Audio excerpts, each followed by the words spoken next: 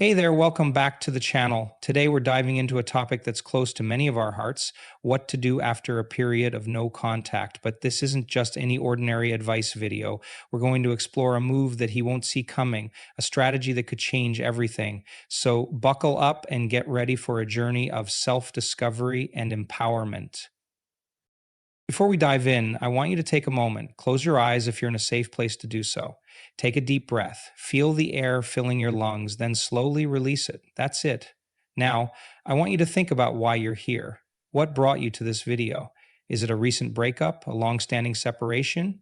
Or maybe you're just curious about how to handle future situations. Whatever your reason, know that you're in the right place. Now let's talk about that period of no contact. It's tough, isn't it? The silence can be deafening. The absence of that person who once filled your days with messages, calls, and shared moments, it leaves a void. I've been there. I've felt that emptiness, that ache in the pit of your stomach when you reach for your phone, only to remember there won't be a message from them. But here's the thing, that period of no contact, it's not just about them, it's about you. It's a gift wrapped in a package that might look like heartbreak, but inside is an opportunity for growth, for rediscovery, for becoming the best version of yourself. So what's this move he won't expect? It's simple yet profound. It's not about grand gestures or elaborate schemes. It's about you. It's about becoming so focused on your own growth, your own happiness, your own life, that when he finally does reach out, if he does, you're not the same person he left behind. Let's break this down. When we're in a relationship, especially one that ends painfully, we often lose sight of ourselves. We become so entangled in the other person's life, their needs, their wants, that we forget our own. The no contact period is your chance to reclaim yourself. Start with the basics. What did you love to do before this relationship? What hobbies did you let slide? What dreams did you put on hold? Now's the time to dust those off. Always wanted to learn a new language? Start now. Had a gym membership gathering dust? Time to break a sweat. Dreamed of writing a book? Open that laptop and start typing.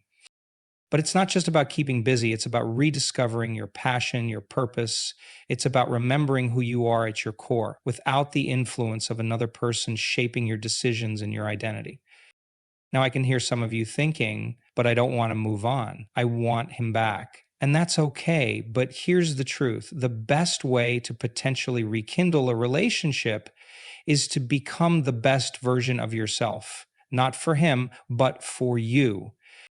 Think about it. If he reaches out and finds the same person he left, what's changed? What's to stop the same issues from cropping up again? But if he reaches out and finds someone who's grown, who's pursued their passions, who's radiating confidence and self-love, that's intriguing, that's attractive, that's unexpected.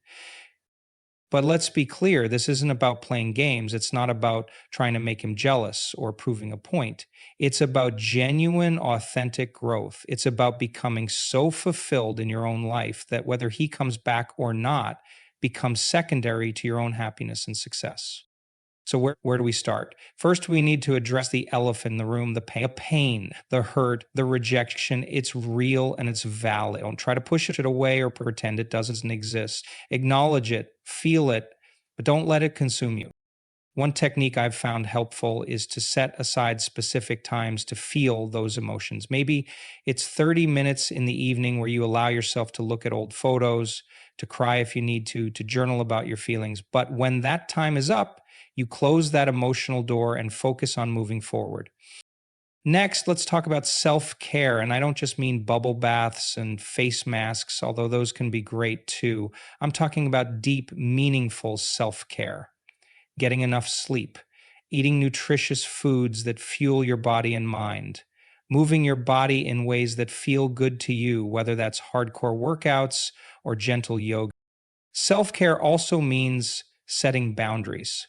With others, yes, but also with yourself. It means learning to say no to things that don't serve you and yes to things that challenge and excite you. It means treating yourself with the same kindness and respect you'd offer a dear friend.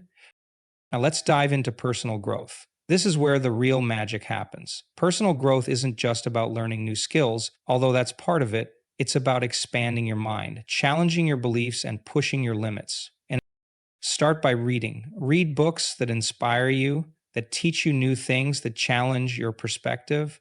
Listen to podcasts that introduce you to new ideas. Watch documentaries that open your eyes to different ways of life.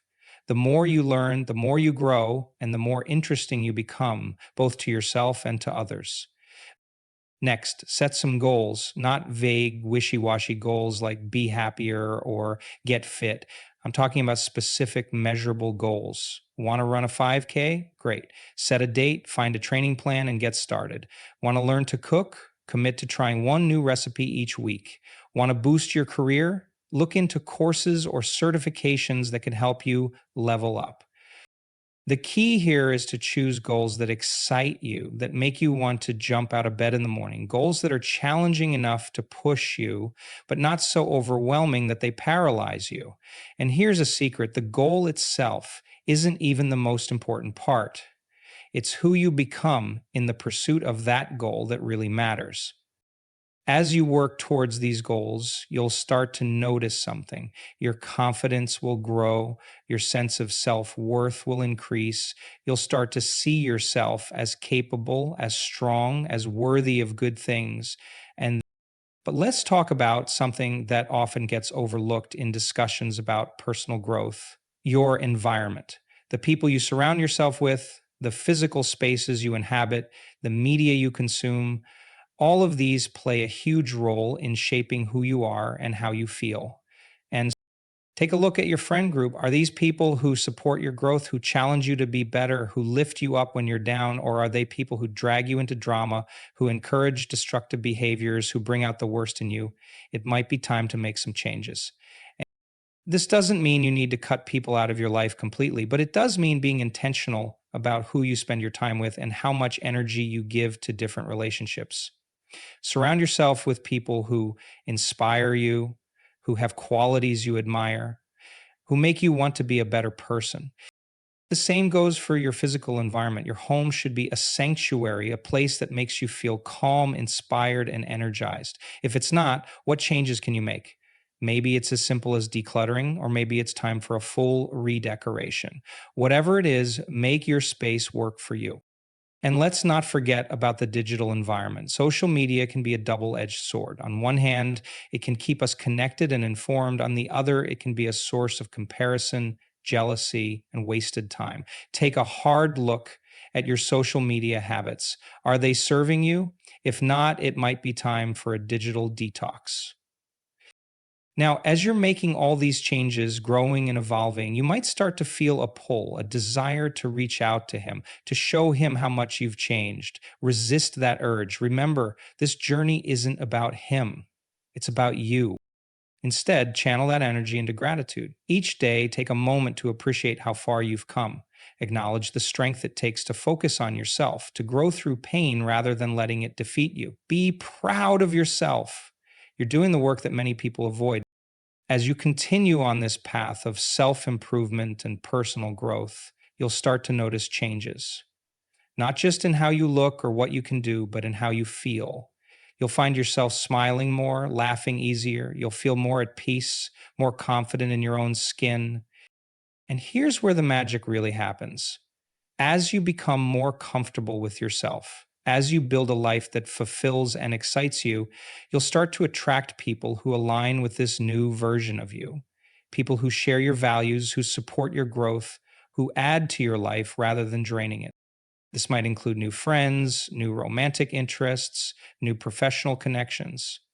And yes, it might even include him, but here's the crucial difference. You won't be waiting for him. You won't be putting your life on hold in the hopes that he'll come back.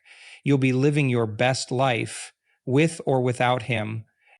Now, let's address a fear that might be creeping up. You might be worried that all this growth, all this change might push him away for good, that if you become too different, he won't want you anymore.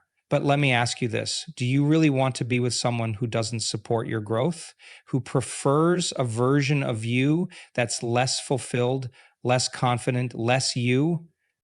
Well, the right person, whether it's him or someone new, will be excited by your growth. They'll be inspired by your journey. They'll want to grow alongside you, not hold you back. And if he can't appreciate the amazing person you're becoming, then maybe he's not the right person for this new version of you. But let's be real for a moment. This journey isn't always going to be easy. There will be days when you miss him so much it physically hurts. Days when you want to throw in the towel and go back to your old ways. Days when the thought of continuing this journey of self improvement feels overwhelming. On those days, be gentle with yourself. Remember that growth isn't linear. It's okay to have setbacks. It's okay to have days where you don't feel strong. What matters is that you don't give up, that you pick yourself up, dust yourself off, and keep moving forward. One tool that can be incredibly helpful during these tough times is mindfulness. Now, I know that word gets thrown around a lot these days, but hear me out. Mindfulness isn't about emptying your mind or achieving some state of Zen like calm. It's about being present in the moment, aware of your thoughts and feelings without judging them. Try this. The next time you're feeling overwhelmed with emotions, whether it's missing him or feeling frustrated with your progress, take a moment, close your eyes, focus on your breath, notice the rise and fall of your chest. Then start to notice your thoughts. Don't try to change them or push them away, just observe them like clouds passing in the sky. This practice can help create a bit of space between you and your emotions. It can help you realize that while you're experiencing these feelings, they don't define you. They're temporary, like weather passing through. This awareness can be incredibly empowering.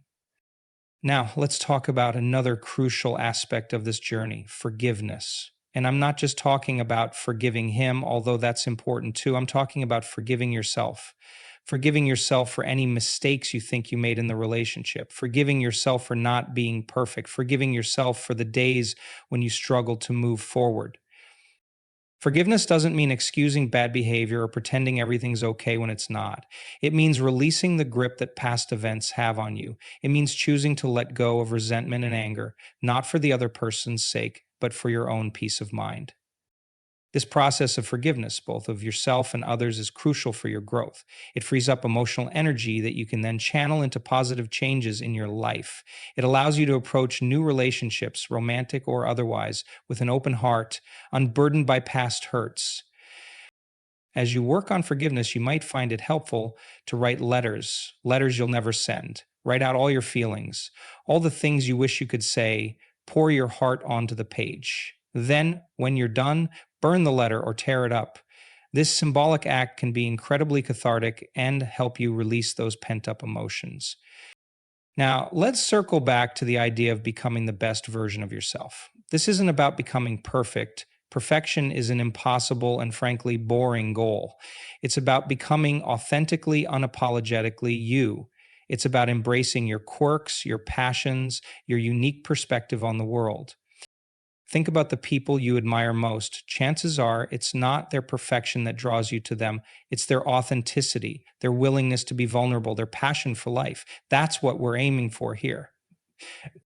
So, how do you tap into your authentic self? Start by asking yourself some deep questions. What makes you come alive? What are your core values? What kind of impact do you want to have on the world? These aren't easy questions to answer, and your responses might change over time. But the process of exploring them can be incredibly. Once you start to get a sense of your authentic self, the next step is to start expressing it. This might feel scary at first. You might worry about what others will think. But remember, the people who are meant to be in your life will appreciate you for who you truly are.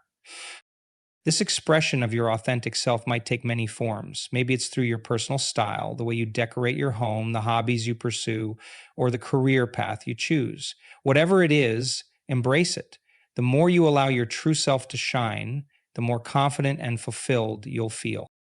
Now, as you're on this journey of self discovery and growth, you might start to notice changes in how you view relationships. Your standards might shift. You might realize that some of the things you thought were important in a partner aren't actually that crucial, while other qualities become non. This is a good thing. It means you're getting clearer on what you truly want and need in a relationship. It means you're less likely to settle for something that doesn't serve you. And it means that if he does come back into your life, you'll be able to evaluate the relationship from a place of self acknowledge and confidence rather than desperation or fear. But here's the thing, and this is crucial: you need to be prepared for the possibility that he might not come back. And more importantly, you need to be okay with that. Because the truth is, whether he comes back or not doesn't determine your worth or your happiness. You do. This is where all the work you've been doing comes into play. By focusing on your own growth, by building a life that fulfills you, by surrounding yourself with supportive people, you're creating a foundation of happiness that doesn't depend on any one person. You're becoming resilient, capable of weathering life's storms. And let me tell you, that resilience, that's attractive. That's magnetic. That's what draws people to you, not just romantic partners, but friends, colleagues, opportunities. When you're secure in yourself, when you're living a life you love, you radiate a kind of energy that people want to be around. So, what happens if he does reach out? This is where the unexpected move comes in. Instead of dropping everything to respond, instead of putting your life on hold, you take a breath, you pause, you evaluate. You see, the old you might have jumped at the chance to reconnect, might have been so eager to rekindle the relationship that you forgot about all the progress you've made. But the new you knows your worth. The new you has options. So you take your time, you consider whether reconnecting aligns with your goals, with the life you're building. You think about whether he's grown too, whether he's done the work to address the issues that led to the breakup in the first place. And if you do decide to respond, you do it on your terms. You maintain healthy boundaries. You don't abandon the new life you've built or the goals you're working towards. You approach the reconnection from a place of self respect and clarity. This, my friends, is the move he won't expect. He might be prepared for you to be angry or sad or eager to get back together, but he won't be prepared for you to be this new, evolved version of yourself. He won't be prepared for you to be happy and fulfilled on your own, to approach the reconnection with calm confidence rather than desperate need. And here's the beautiful thing: regardless of how he responds, you win. If he's grown too, if he's ready to meet you at this new level, then you have the opportunity to build a stronger, healthier relationship. And if he hasn't grown, if he's still stuck in old patterns, then you have the strength and self awareness to recognize that and make the best decision for yourself. But remember, this isn't about playing games or trying to manipulate him. It's about being true to yourself, about honoring your own growth and worth. It's about approaching relationships, whether old or new, from a place of self love and authenticity. Now, let's talk about something that often gets overlooked in discussions about relationships and personal growth: your relationship with yourself. This is, in many ways, the most important relationship you'll ever have. It's the foundation upon which all your other relationships are built. So, how do you nurture this relationship? How do you become your own best friend, your own biggest cheerleader? It starts with self talk. Pay attention to how you speak to yourself. Are you kind and encouraging or harsh and critical? Would you speak to a friend the way you speak to yourself? If you find that your self talk is overly negative, it's time to make a change. Start by catching yourself when you have a negative thought, then challenge it. Is it really true? Is it helpful? If not, replace it with a more positive, realistic thought. For example, if you catch yourself thinking, I'm never going to find love again, challenge that. Is it really true that you'll never find love? Of course not. A more realistic thought might be, relationships can be challenging, but I'm learning and growing, and I'm open to love when the time is right. Another powerful way to nurture your relationship with yourself is through self care rituals. These don't have to be elaborate or time consuming. They could be as simple as taking a few minutes each morning to meditate or journal. It could be treating yourself to a nice meal or a relaxing bath at the end of a long week. The important thing is that these rituals make you feel cared for and valued. As you strengthen your relationship with yourself, you'll find that you become more resilient. You'll be better equipped to handle life's ups and downs, including the challenges that come with relationships. You'll be less likely to seek validation from others because you'll be secure in your own worth. Now, let's talk about another crucial aspect of personal growth: learning to be comfortable with uncertainty. In relationships, as in life, there are no guarantees. We can't control what other people do or how they feel. We can't predict the future, and that can be scary. But here's the thing: when we try to control everything, when we cling to certainty, we limit ourselves. We miss out on opportunities for growth and joy. Learning to embrace uncertainty, to be okay with not knowing what's going to happen next, is a powerful skill. So, how do we do this? It starts with accepting that uncertainty is a natural part of life. Instead of fighting against it, try to see it as an adventure. Each uncertain situation is an opportunity to learn something new about yourself, to grow stronger, to surprise yourself with. Practice staying in the present moment. When you find yourself worrying about the future or rehashing the past, gently bring your attention back to the here and now. What can you see, hear, feel, smell, taste right now? This grounding technique can help calm anxiety and remind you that right now, in this moment, you're okay. Another powerful tool for dealing with uncertainty is to focus on what you can control. You can't control whether he'll come back or not, but you can control how you spend your time, how you treat yourself, what goals you pursue. By focusing your energy on these areas, you'll feel more empowered and less at the mercy of external circumstances. As you become more comfortable with uncertainty, you'll find that you're able to take more risks, to be more open to new experiences. And this openness can lead to incredible growth and opportunities. Now, let's circle back to the idea of attracting the right people into your life. As you continue on this journey of self discovery and growth, you'll likely find that your social circle starts to shift. Some relationships might fade away while new ones bloom. This is natural and healthy. The key is to be intentional about the people you allow into your inner circle. Look for people who inspire you, who support your growth, who challenge you in positive ways. These might be friends, mentors, or even new romantic interests. And here's something important to remember: you don't have to wait for these people to come to you. You can actively seek them out. Join clubs or groups related to your interests. Attend workshops or conferences in areas you want to learn more about. Volunteer for causes you care about. These are all great ways to meet like minded people who share your values and passions. As you build these new relationships, remember to maintain healthy boundaries. It's okay to be selective about who you spend your time and energy on. It's okay to say no to invitations or requests that don't align with your goals or values. In fact, setting and maintaining these boundaries is a crucial part of self. Now, let's talk about something that might be on your mind: dating.